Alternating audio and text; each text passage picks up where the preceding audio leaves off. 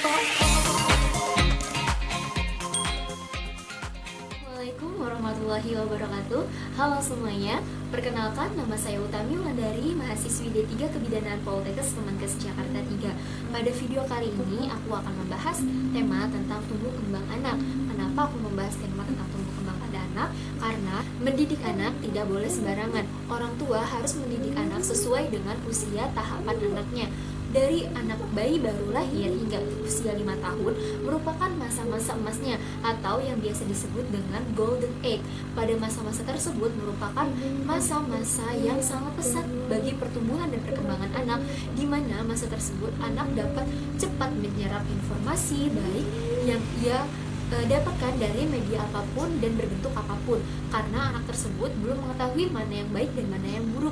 Oleh sebab itu, orang tua harus bantu membimbing dan mengajarkan anak-anaknya agar anaknya dapat menjadi anak yang pintar, cerdas, berbudi pekerti, berbudi luhur, dan menjadi beretika. Berikut ini merupakan cuplikan dari tumbuh kembang pada anak. Oke teman-teman, mari kita langsung saja masuk ke pembahasan kita, yaitu tentang tumbuh kembang manusia. Teman udah tahu belum nih, apa itu pertumbuhan dan perkembangan? Karena masih banyak sekali masyarakat yang menyamakan antara pertumbuhan dan perkembangan, padahal keduanya adalah hal yang berbeda. Di sini dapat dijelaskan, pertumbuhan merupakan perubahan yang terjadi di dalam tubuh. Biasanya diukur melalui tinggi badan, berat badan, serta tingkat kematangan sistem tubuh. Sedangkan perkembangan adalah perubahan yang terjadi pada tingkat sosial, emosional, dan psikologi. Tingkat perkembangan ditujukan dengan tingkah laku dan keterampilan interpersonal. Selanjutnya ada faktor yang mempengaruhi. Yang pertama itu ada genetik. Genetik ini contohnya seperti warna kulit, karakteristik, dan bentuk badan. Yang kedua ada hormonal, yang ketiga ada gizi, dan yang keempat ada lingkungan. Dalam lingkungan terbagi menjadi dua, yaitu lingkungan prenatal dan postnatal. Dalam lingkungan prenatal, yaitu ada gizi pada ibu hamil, mekanis, toksin, radiasi, infeksi, stres, imunitas, dan anoksia janin. Pada lingkungan postnatal itu terbagi lagi menjadi 4 faktor, yaitu faktor biologis, faktor fisik, faktor psikososial, dan faktor keluarga atau adat istiadat.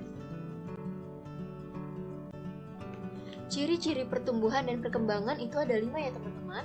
Yang pertama ada fase oral, yaitu usia antara 0 hingga 1,5 tahun. Kedua fase anal, yaitu usia antara 1-3 tahun. 3 fase falik, yaitu usia antara 3-5 tahun. 4 fase laten, yaitu usia antara 5-12 tahun. 5 fase genitalia, yaitu usia antara 12-18 tahun.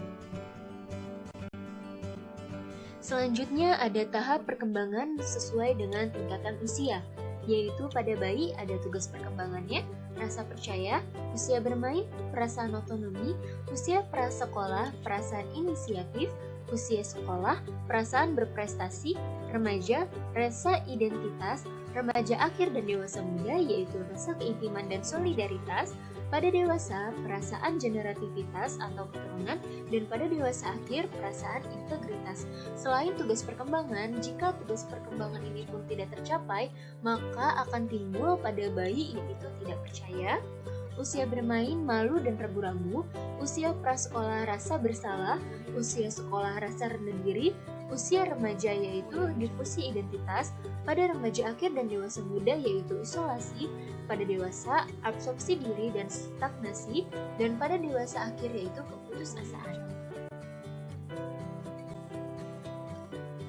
Selanjutnya ada aspek pertumbuhan dan perkembangan yang dipantau.